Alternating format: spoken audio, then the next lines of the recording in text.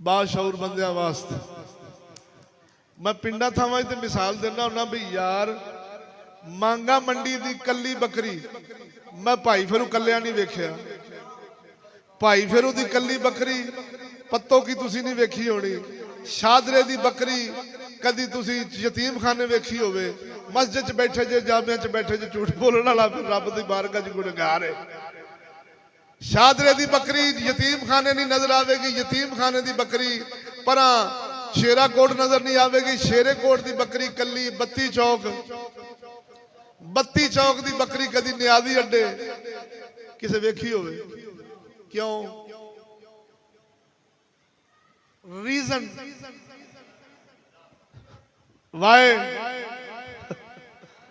इन्हां ते लानत होवे। आखा सिर्फ तेनू परेशान करने वास्ते मैं अल्फाज बोले। दस मैनू वजह क्यों क्यों कली नजर नहीं आती? उनके पिछे की दिमाग हुंदा है, की ख्याल ते की सोच हुंदी है? क्यों कली बकरी नहीं छड्डदे? गई थे या पक्की गई या फट्टे ते चढ़ गई। इवें ही होना है ना, दो ही नतीजे ने ना। मैं सिर्फ इन्ना पूछना, ये बकरी भेड़ कुकड़ी दुनिया माल असबाब सोना ताले दर ताला ट्रनक दर ट्रनक ट्रनक दर ट्रनक ट्रनक दर ट्रनक ते फिर ताला दर ताला दे बाद एडा मोटा ताला ये 4 तोले सोना जी। उनकी इन्नी कदरों कीमत है कि खूहां विच ला दिंदे आ। डंगरां भारुआं दी इन्नी कदरों कीमत है कि घरों बाहर नहीं कढ़ना। जे कढ़ना है तो नाल कोई छेड़ू चरवाहा नाल होवे, किसे पासे मुंह ना कर जावे। मैं सिर्फ इन्ना सवाल करना मेरे सोहणिया, और सोने चांदी जानवरां दी कीमत है या मोमन दी इज्जत दी कीमत है? कसम खुदा दी इज्जत दी कीमत अर्श फर्श नहीं हो सकते।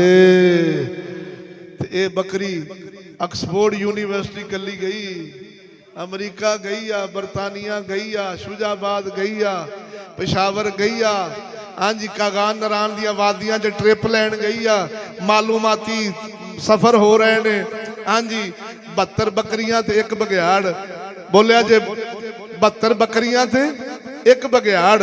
ये राणा सफारी गए ने, ये छांगा मांगा जंगल दी झील वेखण गए ने, ये कागान नारायण ते मरी ते माल रोड ते गए ने, ये जनाब जी वादिये नील गए ने। क्यों? मालूमाती दौरा। प्यो पिछे तजदा पिया पढ़दा ते धी मालूमाती दौरे भी कर दिए बघियाड़ दे नाल।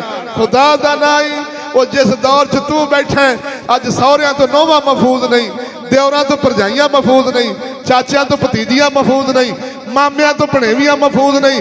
मौलवी मुकाले पे मलदे ने, पीर मुरीदनियां लई जांदे ने, ते तू मैं एडे ही दिल जिगरे वड्डे हो गए ने कि जिन्ना कंजरां दी ना दाढ़ी ना मुछ दे जमाने दे लोच खुसरे मास्टर प्रोफैसर ये सर जिन्ना कोल खोते नहीं बचदे उन्हां नूं धीआं दे देणियां ते जवानां दे देणियां ते फुल्लां वर्गियां। कसम खुदा दी ज़हन च रख लै, कुत्ता गोश्त सादा नहीं छड्डदा, ते जे गोश्त होवे 12 मिसाले वाला ते कुत्ते नूं भी तमीज नहीं। ये गोश्त सईदां दा है, ये चौधरियां दा है, कमियां दा है, गरीबां दा है, मौलवियां दा, पीरां दा ना। कुत्ते दी फितरत है, उन्हें गोश्त खाना ही खाना है, भावें जिन्हां दा भी होवे। खुदा दा नाई जदों गैरत ते गुस्सा चढ़े ना, एक गोली आपदे सीने ते भी मार लै। क्यों? गैरतमंद इनू नहीं कहते कुत्तियां के गोश्त रख के ते फिर कुत्ता मुंह मारे ते आखे विचों लंघ जावां।